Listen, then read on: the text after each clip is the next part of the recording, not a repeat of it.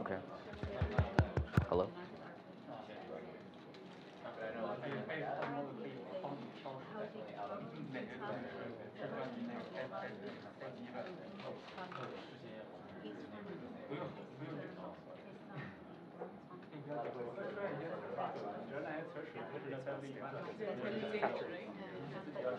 Okay.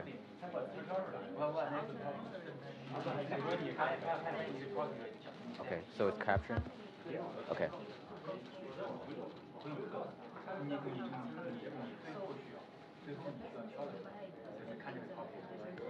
So it's capturing the screen right there? Mm-hmm. Okay. All right. Well, it's capturing here.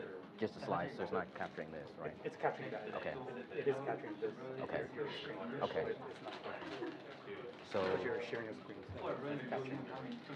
okay, so I just want to know, is it capturing my presentation thing, or? Yes, it's capturing this. Okay, so what do you want me to do now? There's not much. It's going to capture whatever it's on your computer. Wait, let me try mirroring.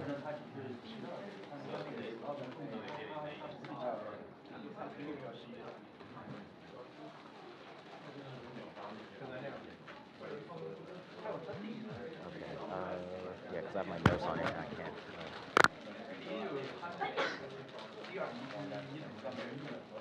Is there a way to, I guess, what's the other? Yeah, they're unfortunate if you're doing it through your laptop. That's going to be really hard. I mean, could I just do it from, if I do it from here, would it be different, or, I don't know, because is there an option where,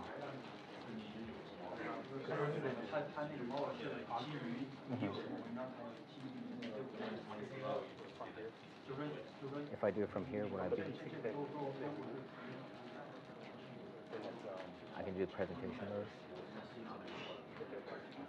Okay, all right, I'll just email it.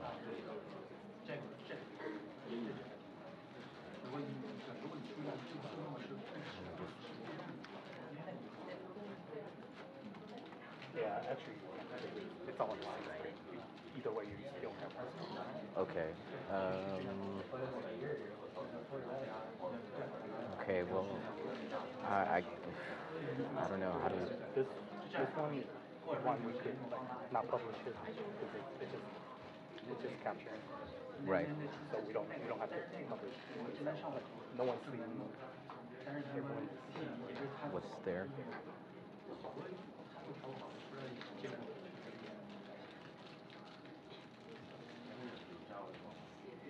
Okay, so what should I do?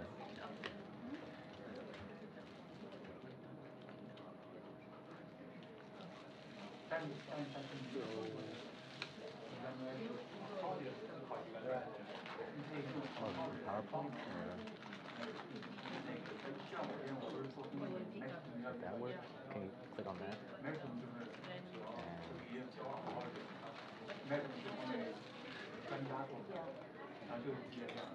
Yeah, either way, it's gonna. But if I do it right here, do I still be able to use my presentation through the computer? No, because it's on the one screen. Okay. All right.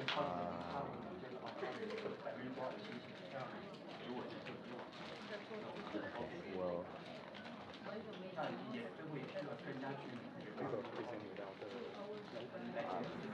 I have no choice. I guess I'm gonna mess up.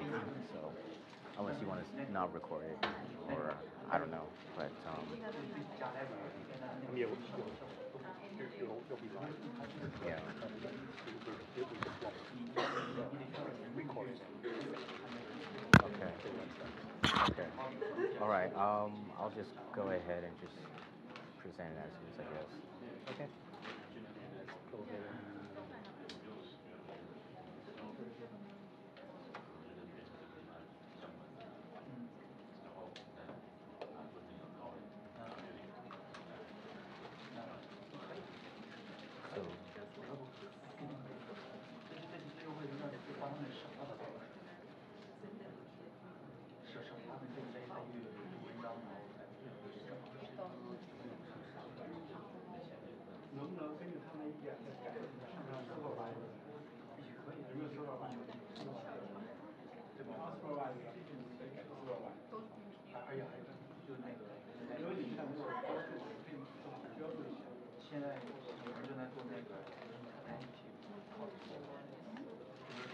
I'll change the camera view with this point. Okay, okay. All right, that works. Okay.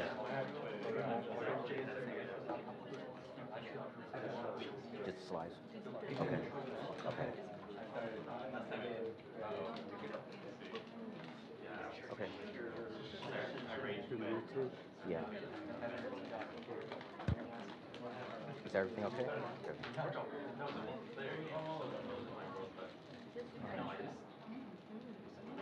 All right. My name's Tuan Amith, and I'm a PhD student at the School of Biomedical. Okay, so my name's Tuan Amith, and I'm a PhD student and research fellow here at the School of Biomedical Informatics. So today I'm going to discuss some preliminary work we have done relating to biomedical ontology evaluation, specifically how it can be applied in conjunction with NCBO bioportal ontologies and ontologies of a certain type. So I'll start off by giving some background information relating to biomedical ontologies and ontology evaluation, along with a web-based tool that can help support it. And I'll segue into some of the research objectives and some preliminary data that we have, and also close off with some final thoughts about future research. So what we're trying to find out is whether a semiotic-based approach for ontology evaluation can provide useful information for biomedical ontologies. Also, whether tailoring the metrics for a specific type of ontology can provide more precise assessment. And we'll focus specifically on drug-related ontologies like Rx norm and drug ontologies. So ontologies describe and represent a specific domain or knowledge using machine-readable encoding. And the basic building blocks of ontologies are not only the terms, but also the triples that link the terms to evoke expressive knowledge. So a triple is basically subject, predicate, object. And so what you see here is Gardasil may cause an allergic reaction. So subject, predicate, object. So to elaborate further, you can represent an ontology as a tuple that contains sets of classes, sets of instances, hierarchical relationships, non-hierarchical relationships, properties and classes, and axioms and rules. So for a more elaborate example, say you have a class level vaccine and a vaccine class and a company class, and they're linked by a relationship. And on the instance level, which instantiates the classes, we have HPV9 and Merck. There are instances of their respective classes, and they have an implied relationship. So sometimes it's very easy to get tunnel vision when you're engaged in your own research. So this is a poster that caught my attention in last year's Semantic Web Conference.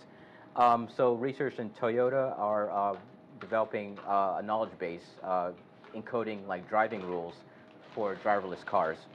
So what I'm trying to drive at is that ontologies can be more than just a classification scheme. So some may not be familiar with the impact of biomedical ontologies, especially with the efforts of gene ontology and UMLS and SNOMED. So the National Center of Biomedical Ontologies, or NCBO, is an NIH-funded initiative for distribution and support for biomedical ontologies. And the OBO Foundry is a collaborative effort with a wide range of biomedical ontologists for support and standards. And over the summer, we randomly selected 200 of the 500 ontologies on NCBO, and we looked up their corresponding papers. And what we discovered is that the majority of the ontologies hosted on NCBO do not have any documented evidence of any evaluation. Yet a small number of them do employ some specific type of evaluation. So there's a lot of research relating to the utilization of ontologies and ontology-based tools, but the research relating to ontology evaluation is very scarce. So for the most part, there does not seem to be any universally agreed or accepted way of evaluating ontologies, irrespective of their domain or purpose. So one may say, why do we need to evaluate? So if you're given two ontologies of the same domain, and you want them to serve a certain purpose, you may want to evaluate just to determine which one's the better of the two. Or if you're curating your own knowledge base, you want to get an assessment of how good it is or the overall quality. So for some studies that do perform some type of evaluation, there is a focus on a specific type or task. So some examples may include query-based evaluation, where they take competency questions and translate them to SPARQL queries or DL queries and try to retrieve results and perform like precision recall evaluation. Some are application-based or task-oriented tests for application-based ontologies. And some studies employ a handful of experts in a specific domain to review and improve a knowledge base. So, and some were just settled by just reporting on basic statistics about the ontology, like number of classes, properties, and so on. So about a decade ago, researchers at Georgia State introduced a comprehensive domain-independent evaluation scoring for ontologies. And this metric suite is based on the theory of semiotics, which is the study of meaning behind signs and symbols. So the theory of semiotics is branched into three components: pragmatic, semantic, and syntactic. So the evaluation asks, in conjunction with the semiotic components, whether the ontology is useful, can it be read, can it be understood, can it be trusted, which is another component that the researchers have added.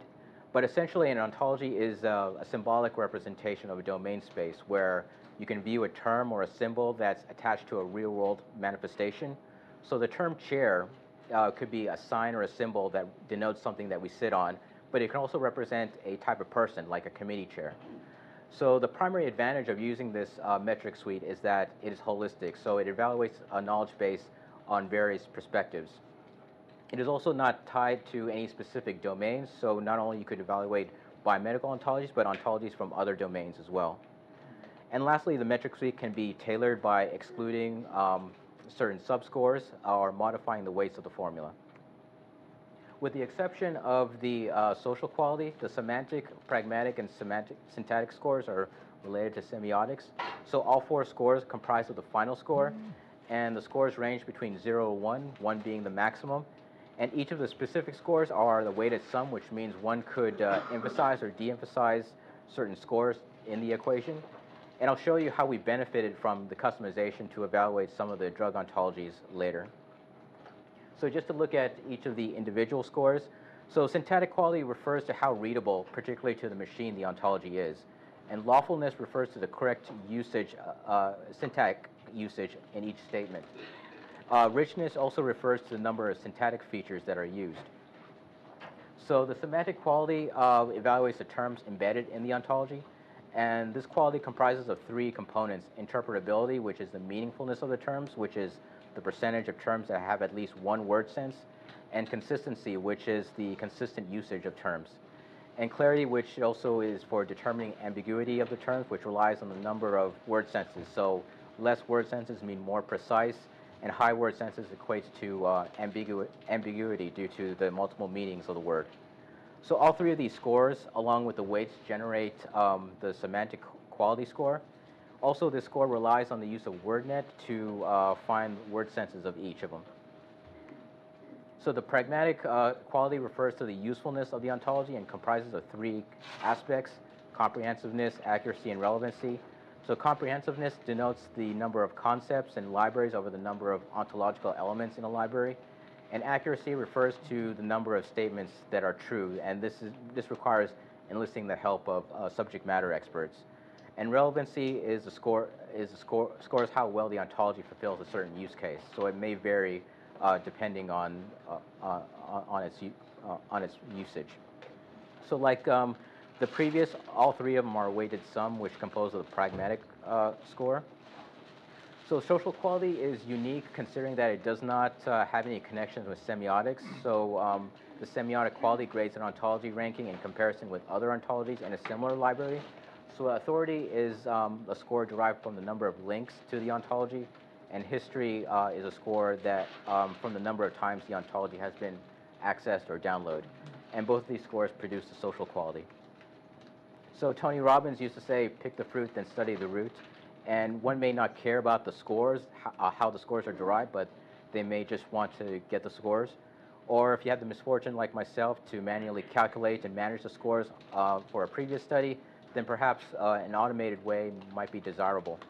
So we developed SEMS, or Semiotic Evaluation Management System, which is based on semiotic metric suite to help ontologists evaluate ontologies very quickly and with relative ease. So basically, it's a web-based Java application that utilizes WordNet and the OWL API to do the parsing and the counting of the word senses. So I'll just go and give a quick demo.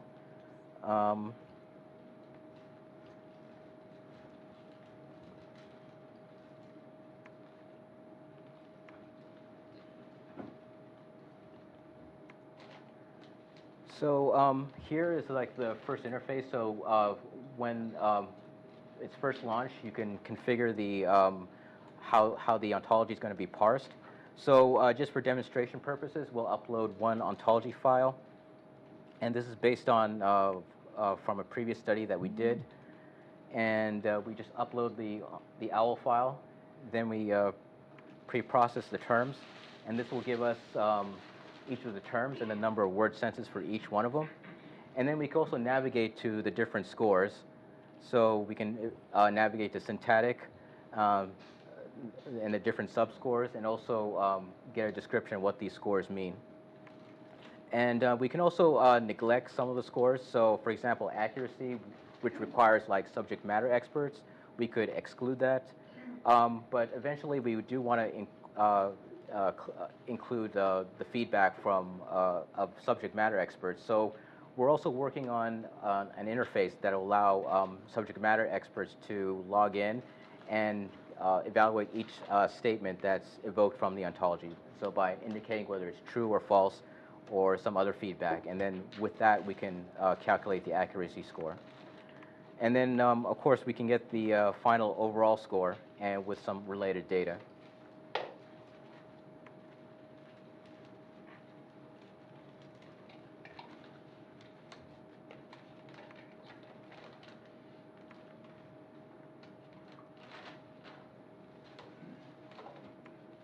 So any scores that are independent of any external help, like subject matter experts or the NCBO library, can be calculated automatically, and we're working on providing additional support for all the other metrics. So now that we have a way of producing evaluation for ontologies, we can investigate whether this evaluation system could be used for biomedical ontologies on the NCBO BioPortal, home to many biomedical ontologies. So we looked at a sample set of biomedical ontologies from NCBO, basically the most popular ones around August of September of last year.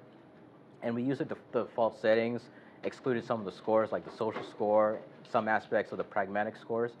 And out of the 66 ontologies, we only were able to test 64. So 2 of them had some issues, like one of them was very huge and the other one had some issues with their linking to the other libraries. And we also calculated the number of classes, instances, and properties that helps us calculate the pragmatic score, which essentially is just a comprehensive score in this case. So the data is not generalizable, but it kind of gives you a flavor of the scoring from this set. And eventually, we want to evaluate the entire biomedical portal.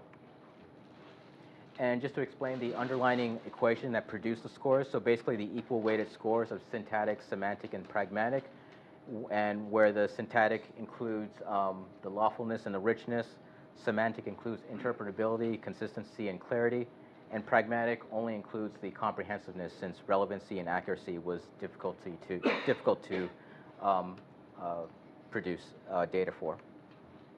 And this is the preliminary scores that we automatically generate from that sample set.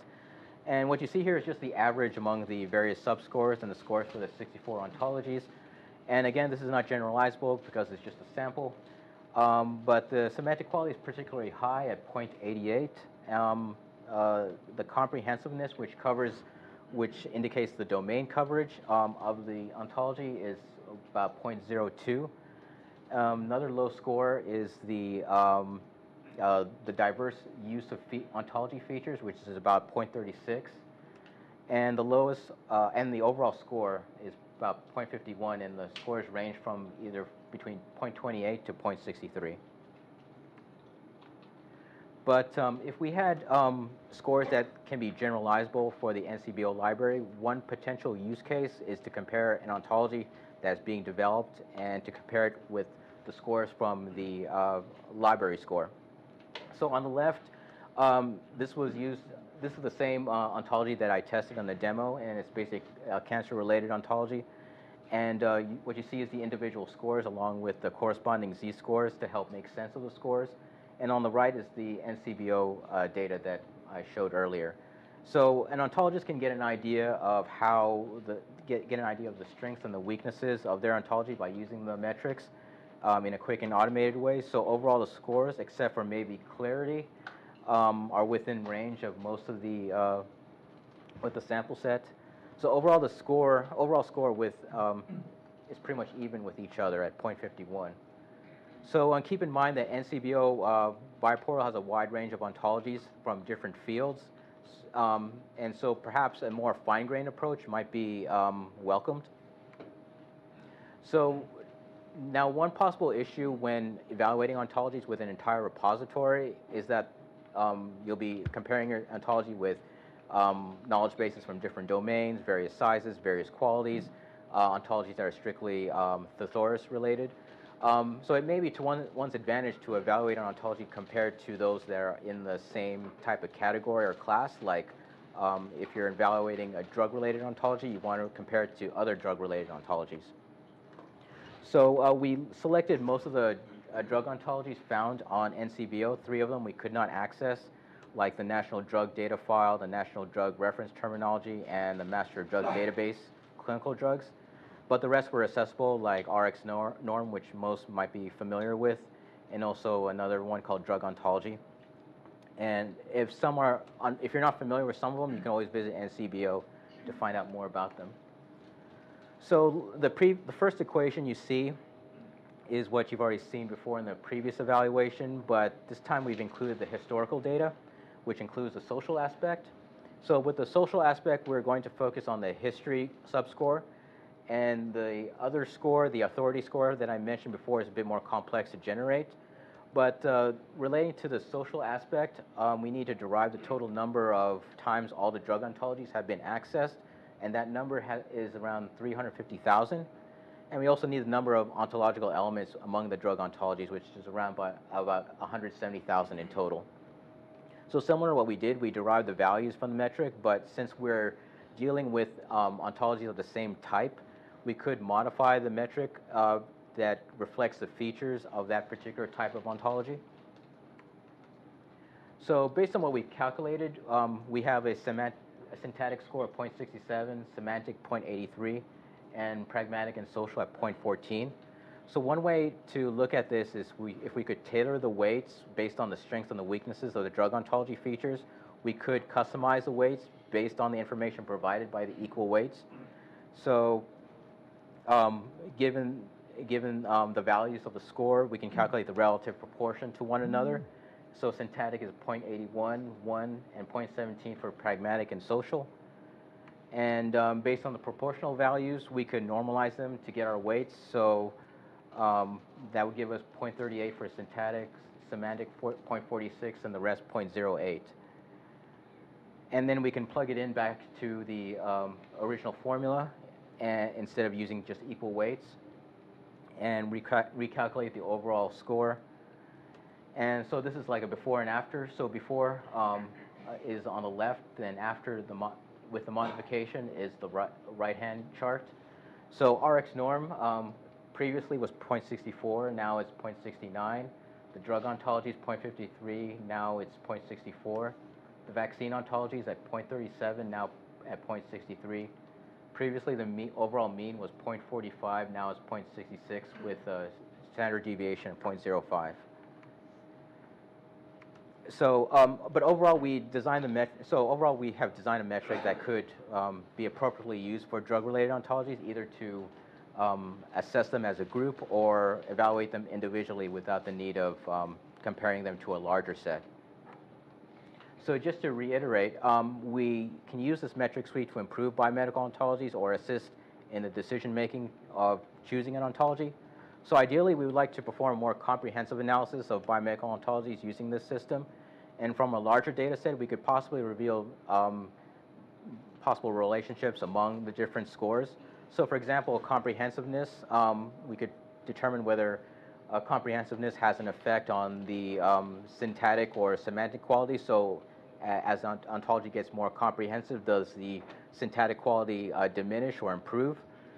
And additionally, we could include additional data like the number of classes and instances to be part of our analysis. So with the tool itself, we hope to make the tool publicly available. So right now we've finished some work relating to the user account access and also addressing some usability issues. Also alluded before, some of the scores we couldn't generate. So for accuracy, finishing the development of the subject matter expert interface, also devising ways to produce the relevancy score. So perhaps allowing query-based interface to allow the number of successful queries. And last but not least, we don't purport that this metric is perfect, but we do believe it's an option for ontologists and stakeholders to evaluate an ontology. So we do believe the metrics could be enhanced or improved. And a couple of papers that I've encountered have questioned the use of, say, the comprehensive score. So the idea that the larger the ontology and the more of the domain it covers might sound pretty controversial. But there are some research out there where we could probably enhance the metric. So some researchers have utilized crowdsourcing to evaluate the accuracy of the information embedded in the ontology. And we're also been in the works with the University of Michigan to integrate some of the components of our evaluation framework with their work relating to ontology management and authoring. But all in all, there's some potential in this area. So I'm going to thank my research supervisor, Dr. Tao, and also Ms. Dan, who's the developer that helped us with the login, and also NLM and Cyprit. And that brings me to the end of my presentation, and thank you for your time.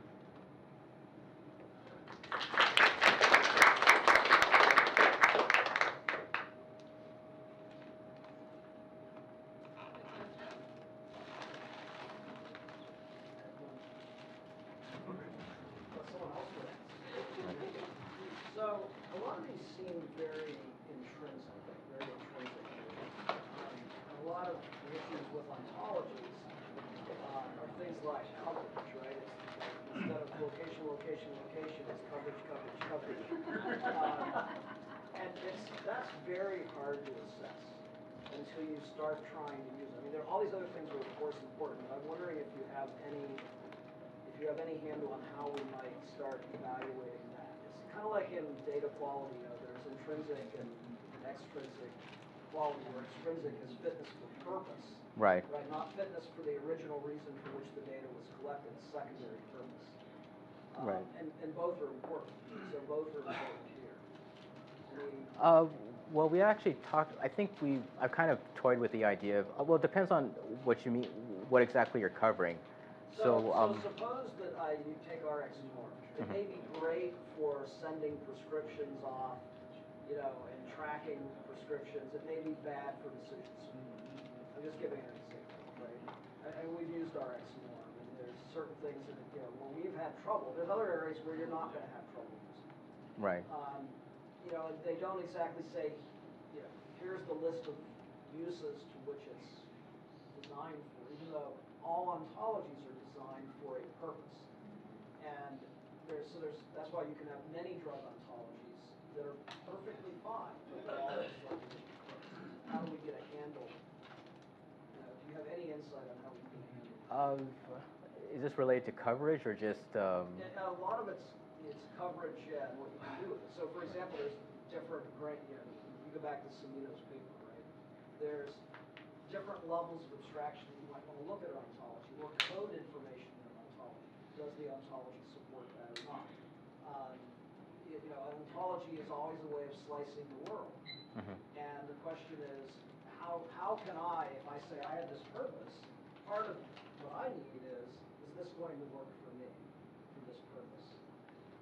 And there's hundreds of ontologies. Right. So, like I mentioned before, this metric suite is supposed to be designed for like a kind of like comprehensive overview of like the different perspectives of the ontology. So there's what is called the relevancy score, which I haven't really delved much into. But some people have talked about coverage. But the research that I've seen relating to ontology coverage relates to how it covers, say, like a corpus of data. So that's probably as much as I know about like coverage in relating to your question. So I mean, I have some thoughts about how to maybe do, say, evaluating coverage from like a corpus of documents, but I still need to investigate that.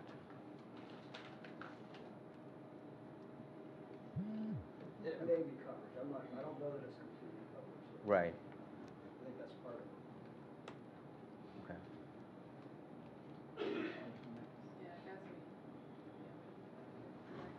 We only have 1 hour. We thank Tuan again for his presentation. Good afternoon. My name is Yang Hong, faculty member here at School of Biomedical Informatics. Today I'm here to introduce my doctoral student Chen, who's a PhD candidate, and he announced to his candidacy last semester. And today he's going to present his work in progress. Chen. Yes, thank you. Well, I will try my best to make sure everyone get back to the cubicle offices by 1 p.m. So basically I have 20 minutes. Maybe something's wrong with the setting. I don't think it's resolution. I think it's too bright. Okay, so this is my topic. My topic today is about analyzing patient safety events or reports. So I would like to kick off this topic by asking you a few questions. So this is a question about Tim Duncan from San Antonio Spurs. So the question here is simply about, from this picture, is he happy or sad?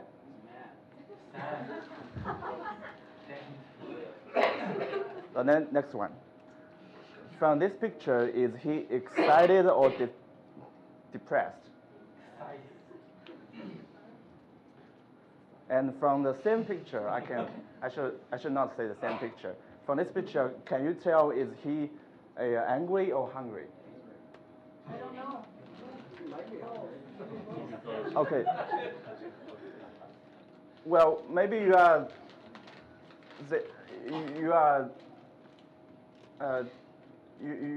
talking about me deep in your mind silently about is Chen mad? He's so, I mean, looks nonsense. These questions don't make any sense because this is simply because we can, when we try to understand, make sense of the real world entities, we try to, basically the pattern is that we try to put many labels on each of the entities we try to understand. That for Tim Duncan, because I'm a super fan when I was back in high school for the NBA games, so I know that this guy is a treasure for me to give you an example of what I want to introduce to you about multi-label issues. Because Tim Duncan actually doesn't have any facial emotion when he is playing in the NBA. And well, put it another way, we can say that he has a lot of facial emotions that you can tell from his face. But the thing is that we cannot simply categorize to identify Duncan as is he happy or not, is he angry or not, is he hungry or not, because we have so many labels on one single entity. So this is the issue for the Tim Duncan, and another way to say it is that many phases of Tim Duncan. So the same pattern in patient safety records, or say patient safety reports.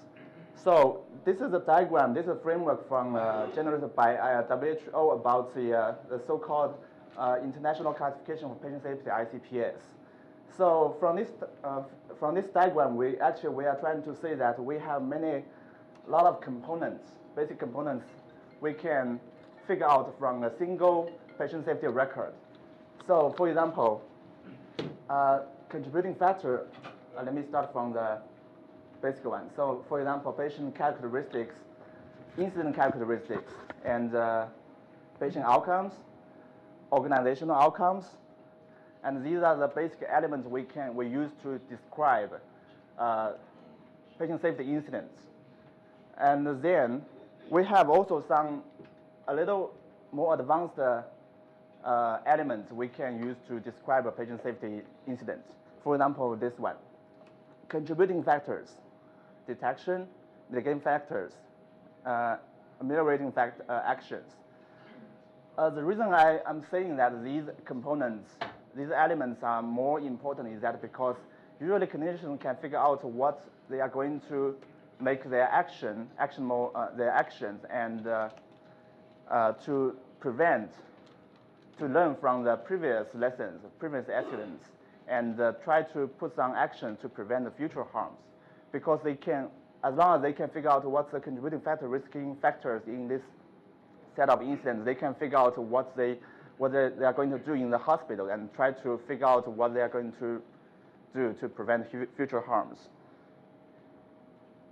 And so the issue on the desk is kind of simple. We only need to hire some like risk managers, some clinicians to figure out, to review through all these patient safety incidents and simply ask them what's the, for example, contributing factors out of this set of incident reports. And but the problem is that we have so many data, but we have relatively limited resources to hire that kind of amount, significant amount of clinicians and risk managers to process all these data. So the thing is that we have too many data, but we don't have the capacity to process all these data to get what we want. And what we want here is that basically we want to basically put the multiple labels on these incidents, and so the clinicians will know what are the, for example, contributing factors among these incidents. And then so these two solutions are proposed by WHO in their guideline for patient safety reporting. And so basically the step one is try to classify the patient safety reports. Put another way, try to put those tags, those classification tags on the instance, so we know which is which. And then the challenge for here is that we have so many data, and most importantly, we have a significant portion of this data is encoded in narratives. So, and the other one is that we are dealing with the multi-label problem. It's not like a binary classification problem that easy. So that's a challenge. And then based on the step one, they have proposed that the step two, which is so-called information extraction. And in information extraction is that basically we want to figure out what are the critical information we can learn from these data, incident reports, and then so we can, based on these data, to generate actionable knowledge to improve the clinical decision-making process. So, and in the study I'm focusing on is basically on the step one, because this is the so-called founding stones for the entire patient safety analysis. And so basically what we want to do here is to try to classify the patient safety reports in a more efficient and effective way. And so here we are going to deal with the multi-label classification problem. So the question for us is that, the problem for us is that how are we going to transform the binary classification problem into the multi-label classification problem? And how are we going to improve the performance? And based on the classification, the second highlight is that how are we going to deal with so many miscellaneous and others, those unknown, unlabeled cases in a huge amount of medical data. And and then based on these, we are going to give some insights about how to improve the patient safety through these findings from our research. And so moving on to the next, we have a data set which is obtained from a university hospital from Missouri University. And basically the data set we are using here is a set of annual patient safety reports which have 2919 entries. And these data encompass both structured data and unstructured data. When I mean unstructured data, I mean free text. So basically, we have 26 attributes, which if you look at the data in a, for example, in a CSV file, in a relational database, you will have 26 columns. And then we have like basically 2919 rows, which is each one is an entry. And then given on that, we have structured data, for example, incident type description, and we have 6 of that. And we are going to use all of them in our study. And we will also have error description, which has 61 categories, and we're going to use 19 of them. And we also, these are structured data we're going to use, and these structured data will serve as the label, the categories in our study. And then we also have free text attributes. These attributes are what we are going to deal with. These are free text attributes, so we are going to demonstrate how our method can successfully categorize amongst these free texts. So basically, we have a description, solution, review, and information. And in the current study, we only use description. So the way we are going to do it, we've done it is that we have we first use the machine learning approach, then we transfer the free text to the feature set. So this is basically a process about a transformation from string to vector. So basically, we calculate the TF-IDF, and also we perform the lowercase manipulation and the stemmer and the stop words and tokenization, and all these are standard steps we deal with the text data. And so based on that, we generate a feature set. So within this feature set, then we try to train, because these feature sets are being pre-labeled, so we know actually the standard answer for each document. So then we train the feature set to get our trained classifier. So the method we are using here is that we use binary relevance.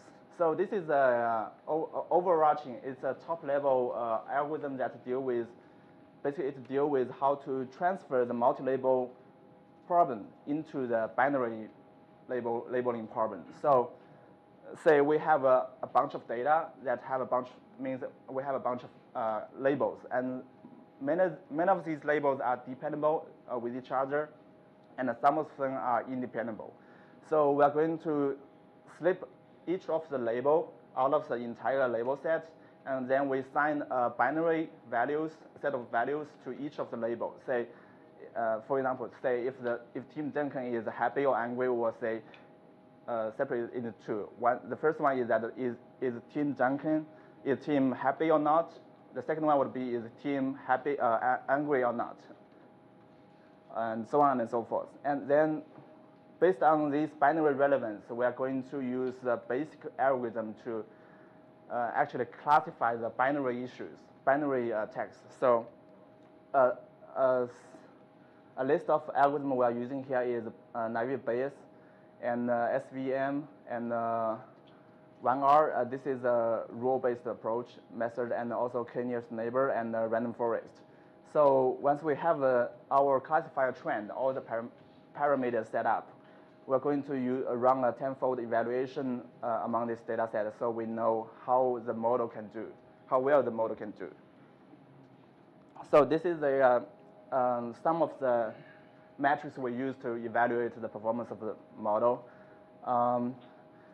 We can see through the comparison between the 5 sets, 5 manipulations, we can see that some of them perform better in terms of Hamming loss, but some of them are performing a little better in average precision, and so on and so forth. And we found that when we are talking about when we're looking into the ROC curve, we found that naive-Bayes outperforms others. So then actually the random forest, which is a decision tree approach, also performed very, very nice, but it takes significant amount of time in building up the model. So the next step is that we were going to take a close look at the ROC curves.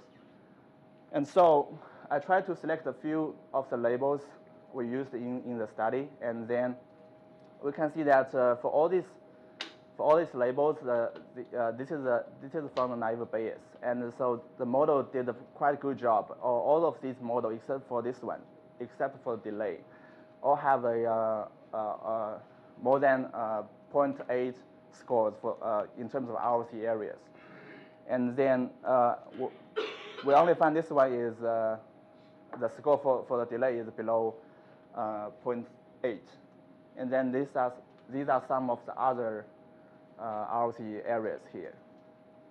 And so basically, when we're dealing with the delay, this label, try to classify this label, is basically dealing with some of the information that I took a close review of into the data set. I feel like it's a lot of like temporal relationships and those hidden information here. So I guess that might be one reason that the classifier cannot do good job. And so, and given on that, so the next step, because for the current research, we only use the problem transformation approach here. This is basically explained as we try to transfer the multi-label problem into a binary label labeling problem. So this is one approach, the existing approach we are using here. But alternatively, we can have other options we can use. For example, we can just basically modify the algorithm based on the binary labeling algorithm. So this is the other approach that we're going to perform in the future. And and we also found the feature space issue in terms of overfitting. So the next step, we are also considering that we are going to optimize the feature set a little bit so that we can have less feature, relatively less feature, but all of these features are supposed to have a better predictive capability in terms of classifying the labels correctly. So, and also one of the challenges here to dealing with this text data is that we have relatively short text, and so that will give us lots of information and also will give us limited options to generate more like useful features, to figure out what are the useful features. And also we are lacking of comprehensive categories. That means currently we are, all the categories are based on those 2919 data set from Missouri, but these categories are predefined. So we are not 100% sure all the categories make sense to us, to the clinicians or to the computer scientists. We are not sure. So, and also because we are dealing with the patient safety data, so it's all the data, before you can use the data, you have to de-identify all the data because there are many sensitive information related in the data set. And this figure, I don't know why, but it's not clear here. It's too bright. So this figure actually gives you an impression on how to deal with the algorithm transformation issues. I mean, transfer from the multi-label to binary label. So and the second aspect of the discussion is that we are trying to figure out what are the clinical meanings out of our study. So what I demonstrated for you is that I try to categorize those type of error, type of instance, and type of errors in the study I just showed you. But I feel like it will make more sense to us if we can identify the contributing factor here, and maybe mitigating factors, and some other categories that can be sort of directly used for the clinicians to generate actionable knowledge in the clinical decision making. So I think that will make more sense if we can have this piece of work done. And so this is going to be our next step. So, and then given on that, I also want to emphasize that we are thinking about transferring our research into the clinical implementation. So that means, given that if you have a clinical, like for example, patient safety reporting system in the hospital, that once the risk managers are sitting at the computer dealing with this, working with this system, when they are reviewing the case, can the system pop up with some like labels when they are reviewing a certain case? So that will give the risk managers more sense if they are trying to figure out what's the clinical decision they are going to make to reduce the future harm. And the other aspect is that when we found that many of the patient safety reports are having a data quality issue. That means the data quality is very, very bad. So we are thinking about if we can use our method to implement in a reporting system. That being said, if, for example, if a nurse is typing in an incident, and while she or he is typing, if the system can pop up with some like predicted categories that can give he or she her or some hints, that can improve the data quality a little bit. That's our hypothesis for the next step. And also, along this approach, we also have some challenges that I use the word concept drifting problem. That being said, because we have so many data coming daily in the hospital, and the medical issue is developing, and more medical problem, patient safety terms, concepts are increasing every day. So we shouldn't rely on those set of predefined categories to process the future data. That being said, we are more likely to have a like dynamic approach to generate to increase or decrease some of the data along with the clinical needs. So this might relate to the unsupervised approach. And this will give you an impression on what the data categories look like. These are the two categories we are using in our study, and this is we are going to use in the future. This is a solution. But you can see that it's very complicated and it's not being cleaned up very well. And so we also have one next step research.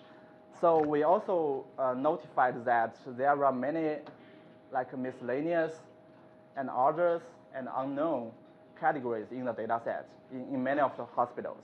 So, and we just here we are actually working on this piece of work, this approach. And we try to identify some useful categories from this miscellaneous and other data. And so what we are doing here is that we try to figure out what are the unassisted data labels from miscellaneous. Currently we have 955 data entries for miscellaneous. So we use a similar approach, and we have some preliminary data for the naive Bayes. And then here because we need the human input to provide us golden standard for the evaluation process. So we only can provide this piece of information for you. These are the entries we identified. We are still working on the human evaluation on these target data. And the take-home message here is that we try to demonstrate the effective approach to solve the multi-label problem, specifically dealing with the patient safety records. And then, so we feel like our approach can have some potential to extract more useful information from the latent clinical information in terms of the patient safety reports. So, and for example, the contributing factors and mitigating factors, actions, these are the very important information we can provide for the clinician to make the clinical decisions. So, and also in terms of the clinical implementation, there are tremendous amount of miscellaneous, unknown, and others.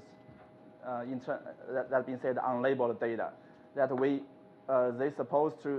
they have there are a lot of them, but we are trying to figure out what's the effective method that we can use to get some useful information out of them. So this is another message I want to bring to you. And I would like to thank for my PI, Dr. Yang Gong, who is receiving a R1 grant from AHRQ and also a patient safety related grant from UT System that made the current study available. And also I would like to appreciate my colleagues, Dr. Hua Kang and Chi and Joe. And I will stop here and would like to take questions if any.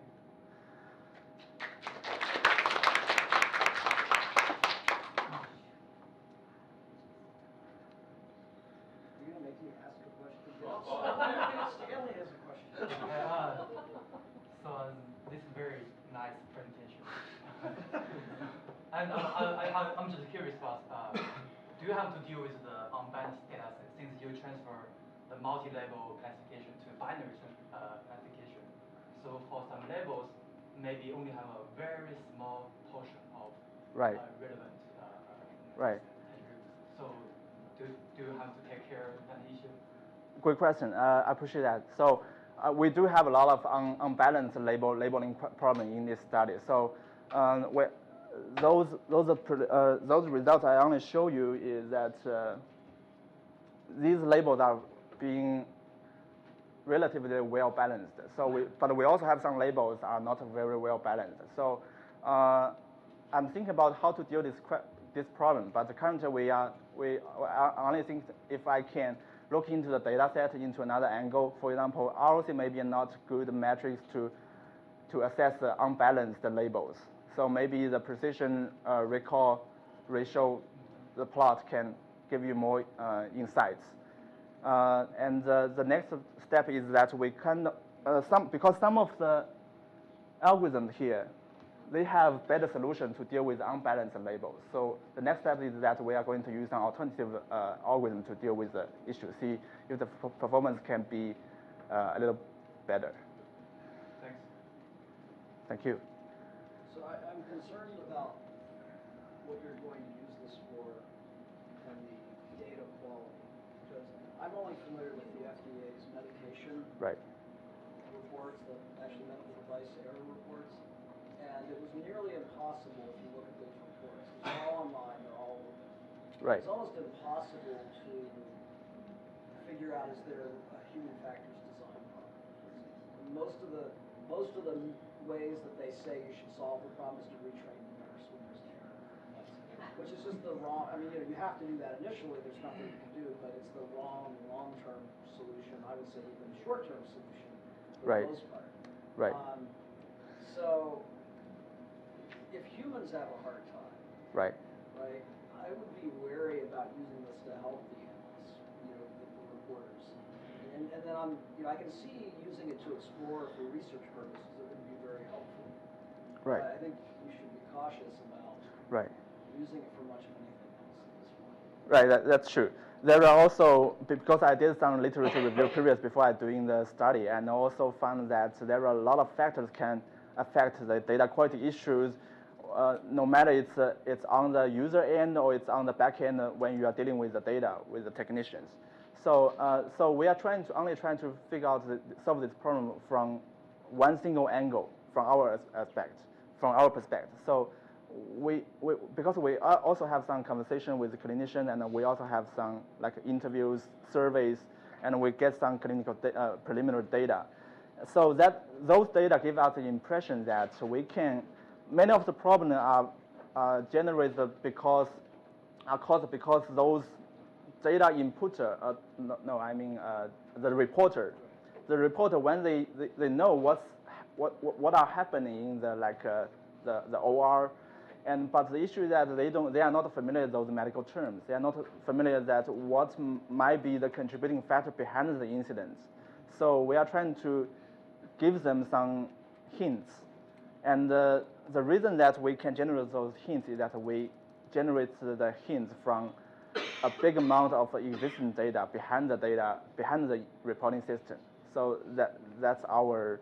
But for example, few people in healthcare are aware of human factors and how user interface design issues can cause medical errors, or how system design. So it's not going to be in your data, and that's the problem. The Right. knee-jerk reaction is blame the damn nurse, Right.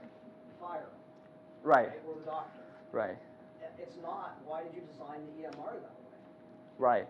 We found that issue also because we have a MAUDE MODE. That's a database maintained by the FDA. That's all those information that HRIT information mostly related to the medical manufacturers are reported stored in the database. That's what I'm talking about. Right. Right. Right. And It's horrible. and you actually can simply based on the current obvious data that you can figure out this is something related to human factor design. You definitely can, but that right. You can't do it, and you can't take numbers into account because you don't know how many devices are out there from that manufacturer. Right.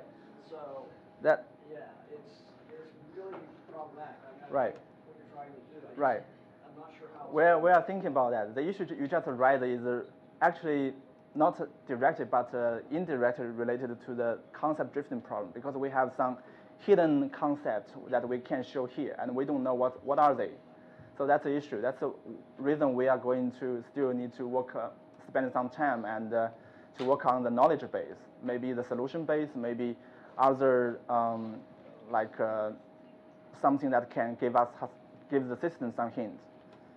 I think it would be better to look at what you actually could apply this to, and then design your machine learning pipeline around that. And if the data's not there, Right. even to a human, it's not. No machine learning is going to extract it. Right. I'm saying we're over time. Well, let's thanks again for this presentation. Thank you.